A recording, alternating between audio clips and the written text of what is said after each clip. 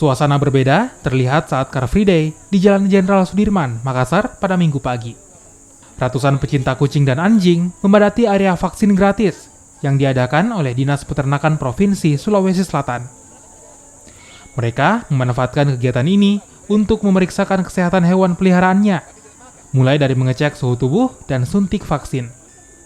Vaksin gratis bagi hewan peliharaan dilakukan dalam rangka memperingati Hari Rabies Sedunia yang jatuh pada tanggal 28 September kemarin. Selain vaksin gratis, Dinas Peternakan Sulsel juga mengedukasi masyarakat terkait bahaya rabies yang bukan hanya menjangkiti hewan, namun juga manusia. Kucing apa ini? Bengal.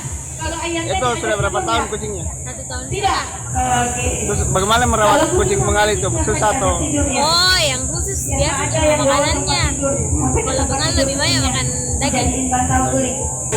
Dalam rangka memperingati Hari Rabies Sedunia yang dilaksanakan di tahun 2019 ini, salah satu bentuk implementasi yang kita lakukan di Sulawesi Selatan ini adalah melakukan kegiatan vaksinasi pada seluruh kabupaten kota yang ada di Sulawesi Selatan.